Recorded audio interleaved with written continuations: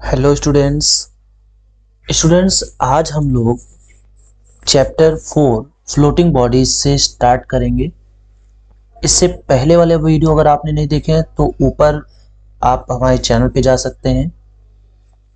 Channel पे आपको बकायदा प्लेलिस्ट मिलेगी। उस प्लेलिस्ट पर आप क्लास 9th में आप बाकी के चैप्टर्स देख सकते हैं। आज हम लोग स्पेशली पढ़ने वाले हैं फ्लोटिंग बॉडीज और उनसे रिलेटेड ऑल इंपॉर्टेंट कॉन्सेप्ट्स। तो ये फ्लोटिंग बॉडीज में टोटल एक वीडियो में कवर नहीं करूंगा क्योंकि इससे वीडियो काफी लेंथी होगा। तो आज मैं शुरुआत की जो कुछ टॉपिक्स हैं जो बाद में चैप्टर में काम आने वाले हैं उनको पढ़ेंगे। ठीक है, तो वीडियो आपको कंप्लीट देखना है। अगर आप फर्स्ट टाइम आ रहे हो चैनल पे तो चैनल को विदाउट सब्सक्राइब किए मत जाइएगा। वीडियो को ज्यादा से ज्यादा शेयर भी कीजिएगा। सो बढ़ते हैं अपने जो टॉपिक्स हैं उन पर। देखिए, पहले हम लोग पढ़ेंगे प्रेशर के बारे में। किसके बारे में? प्रेशर के बारे में। अब देखिए प्रेशर होता क्या है। इस फिगर को मैं बाद में यहाँ पे एक्सप्लेन करूंगा। जो यहाँ फिगर गिवन है इस चीज को मैं बाद में एक्सप्लेन करूंगा। पहले मैं बताना चाहता हूं कि ये प्रेशर क्या है। तो देखिए, सपोज दैट अगर हम प्रेशर की बात करें तो प्रेशर का मतलब होता है फोर्स पर यूनिट एरिया।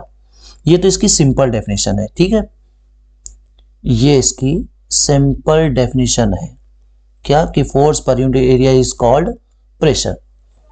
लेकिन अब यहां पे बात करते हैं कि ये एक्चुअल में होता है। सपोज दैट मान लीजिए ये टेबल है और इस टेबल पे आप परपेंडिकुलर फोर्स लगा रहे हो, तो इसके यूनिट एरिया में आप जितना भी फोर्स लगा रहे हो उसको हम बोलेंगे कि ये प्रेशर है। ठीक है, अब देखिए यहां पे जो मोस्ट इंपॉर्टेंट चीज है, देखिए बहुत ही अच्छे से हमें इसको कॉन्सेप्ट को क्लियर करना है। ठीक है, इसलिए हमें हर एक पॉइंट्स को देखना पड़ेगा। देखिए, फोर्स प्रेशर इक्वल्स होता है फोर्स अपॉन एरिया। इसका मतलब ये हुआ कि जो प्रेशर है ये प्रोपोर्शनल टू फोर्स है। देखिए यहाँ पे न्यूमरेटर में एफ है, इसका मतलब अगर फोर्स बढ़ेगा तो प्रेशर बढ़ेगा।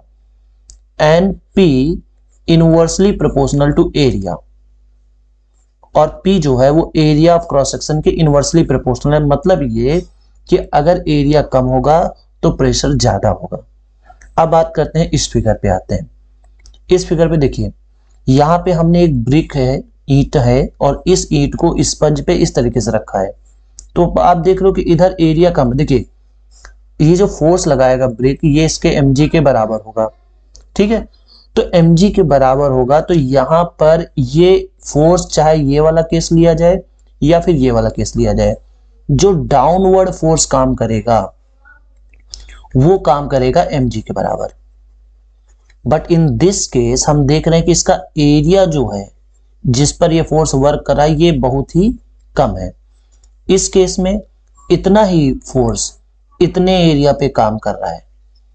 तो यहां पे आप देख सकते हो कि स्पंज में जो गड्ढा हुआ है वो कम है इस केस में। क्यों? क्योंकि प्रेशर कम है।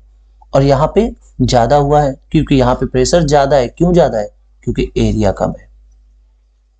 ठीक है, तो अगर एरिया कम होगा तो प्रेशर ज्यादा होगा, और अगर एरिया ज्यादा होगा तो प्रेशर कम होगा। बात करते हैं और कुछ इंपॉर्टेंट फैक्ट्स के बारे में। तो जैसे सबसे पहले बात करते हैं इसकी यूनिट की। तो जो प्रेशर की यूनिट होती है this is pascal. SI unit जो होती है एसआई, आप लोगों ने कई बार नाम सुना होगा SI unit, SI unit, SI unit. ये एसआई यूनिट होता क्या है? तो एसआई यूनिट का मतलब होता है इंटरनेशनल सिस्टम ऑफ यूनिट्स। ठीक, जिसको हम हर जगह परमानेंट यूज करते हैं। तो वो क्या है? पास्कल या फिर न्यूटन पर मीटर स्क्वायर। अब इसकी एक सीजीएस यूनिट भी होती है, सीजीएस यूनिट। तो वो होती है, देखिए अगर आपसे एसआई यूनिट पूछा जाता है तो आप पास्कल बोलोगे। अगर आपसे एमकेएस यूनिट पूछा जाता है तो बोलोगे न्यूटन पर मीटर स्क्वायर। ये इसकी एमकेएस यूनिट हो जाएगी और एसआई यूनिट भी। ठीक, सीजीएस यूनिट में क्या होता है, सीजीएस का मतलब सेंटीमीटर ग्राम सेकंड, सीजीएस, तो इसमें आ जाता है डाइन पर सेंटीमीटर स्क्वायर, ये इनकी यूनिट्स हो जाएंगी। क्लियर हो गई बात? ओके। अब देखिए यहां पे हमें यह भी बताना है कि जो प्रेशर है ये कैसी क्वांटिटी है। ठीक, तो अभी मैं यहां पे पूरा टेबल बना रहा हूं, आपको बिल्कुल क्लियर हो जाएगा। देखिए सबसे पहले बात करते हैं प्रेशर का फार्मूला क्या होता है, तो F/A। इसकी यूनिट क्या होती है, तो यूनिट होती है पास्कल या फिर न्यूटन पर मीटर स्क्वायर। ये कैसी फिजिकल क्वांटिटी है? ठीक है, अगर टाइप ऑफ फिजिकल क्वांटिटी के बारे में कहें तो हम कहेंगे कि ये स्केलर क्वांटिटी है। ठीक, किस किस पे डिपेंड करता है, तो ये डिपेंड करता है प्रोपोर्शनल टू फोर्स, फोर्स के प्रोपोर्शनल में फोर्स बढ़ेगा प्रेशर बढ़ेगा, and inversely proportional to area of cross section, वो एरिया जो फोर्स के लिए, जो फोर्स को अप्लाई कर रहा है। ठीक है, ओके। बढ़ते हैं अब इसके एप्लीकेशन की तरफ। ये देखिए इसका बहुत ही ब्रॉड एप्लीकेशन है, बहुत ही ब्रॉड एप्लीकेशन है। देखिए पहली बात तो ये बता क्या रहा है ये फिगर, अगर कह रहे एरिया छोटा होगा यानी एरिया कम होगा तो प्रेशर ज्यादा होगा, और अगर एरिया ज्यादा होगा तो प्रेशर कम होगा। ठीक, ओके।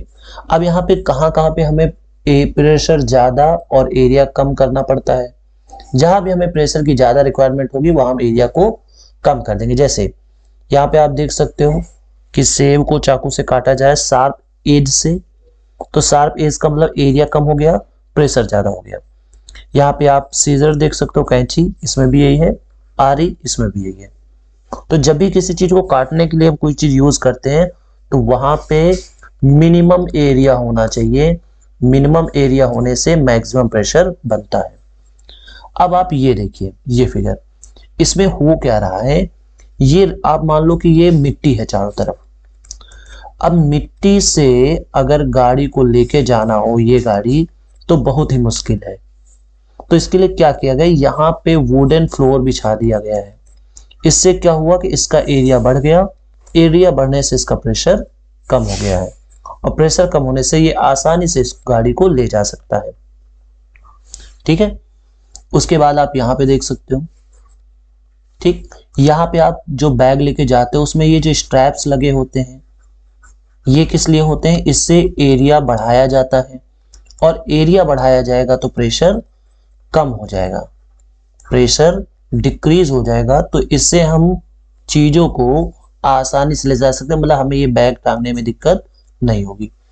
नेक्स्ट आप यहाँ देख सकते हो कि इधर इसको खुदाई करनी है, तो यहाँ पे देखिए शार्प एज को लेकर के इसको प्रेस कर रहा है, तो यहाँ एरिया कम होने की वजह से प्रेशर ज्यादा एक्सर्ट हो रहा है, इससे ये आसानी से इधर की तरफ धंस जाएगा।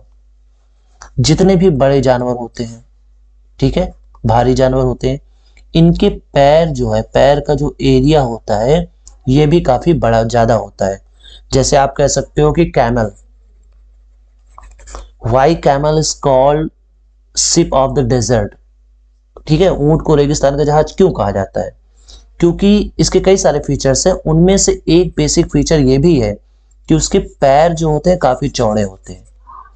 पैर चौड़े होने की वजह से ये डेजर्ट में या सैंड में धंसता नहीं है इसका पैर, तो ये आसानी से किसी भी डेजर्ट में दौड़ सकता है, इसलिए इसको बोला जाता है शिप ऑफ द डेजर्ट। बाकी इसके अंदर एक और ये भी प्रॉपर्टी होती है कि ये कई दिनों तक बिना पानी पिए रह सकता है। ठीक है, तो ये कुछ एप्लीकेशंस हैं। आपने देखा होगा ट्रेन के केस में, ट्रेन में भी नीचे जैसे सपोज दैट ये पटरियां बनी हुई हैं तो इनके पीछे इस तरीके से स्लीपर्स बिछाए जाते हैं, तो इसका भी लॉजिक क्या होता है, ताकि ये इसके एरिया को बढ़ा दे जिससे प्रेशर कम हो जाए। ठीक है, और भी बहुत सारे एप्लीकेशंस है, जब भी आप कोई कील वगैरह यूज करते हो दीवार में तो यहाँ पे एरिया बहुत कम होता है, यहाँ पे एरिया ज्यादा होता है, क्योंकि इधर एरिया कम इसलिए चाहिए होता है क्योंकि हमें दीवार में इसको लगाना होता है। ठीक है, तो इस तरीके के बहुत सारे एग्जांपल्स बन सकते हैं related to application of pressure. ठीक है, ओके, अब यहां पे बात आती है आर्किमिडीज प्रिंसिपल की। इसको आप मोस्ट इंपॉर्टेंट मानिएगा, बहुत ही ज्यादा इंपॉर्टेंट टॉपिक है आर्किमिडीज प्रिंसिपल। अब आर्किमिडीज प्रिंसिपल समझने से पहले आप ये समझो, अभी मान लीजिए ये कोई वेटिंग मशीन है, ठीक है, ये कोई वेटिंग मशीन है। इस वेटिंग मशीन में जब हमने इस बॉडी को मेजर किया तो ये आया 7 पाउंड। कितना आया? 7 पाउंड। पाउंड क्या है? तो पाउंड एक ब्रिटिश यूनिट है वेट को मेजर करने की। जैसे हमारे यहाँ किलोग्राम चलता है, ब्रिटिश में कई जगह पर पाउंड चलता है, ठीक है। तो 7 पाउंड अभी यहाँ पे शो कर रहा है। अब हमने क्या किया, इस बॉडी को इसके अंदर इमर्स कर दिया। ये सेकंड केस आप देखो, तो इसको हमने इमर्स कर दिया, जिससे हुआ क्या, इससे पानी बाहर आया और लगभग 3 पाउंड पानी बाहर आ चुका है। अब 3 पाउंड आने से क्या हुआ कि अब देखिए इसकी रीडिंग कितनी हो गई है, 4 पाउंड। पहले 7 पाउंड था, अब कितने पाउंड हो चुका है, 4 पाउंड। क्यों हुआ? क्योंकि ये 3 पाउंड पानी बाहर आ गया। लेकिन पानी के बाहर आने से इसकी वेट में कमी क्यों हुई? क्योंकि जितना पानी बाहर आया है उतना ही फोर्स इस पे ऊपर की तरफ लगने लगा है। तो दिस इज आर्किमिडीज प्रिंसिपल। इसे ही कहा जाता है आर्किमिडीज प्रिंसिपल।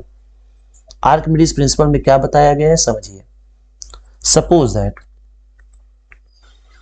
मान लीजिए कि कोई एक कंटेनर है, ठीक है, लेट्स से कि यहां पे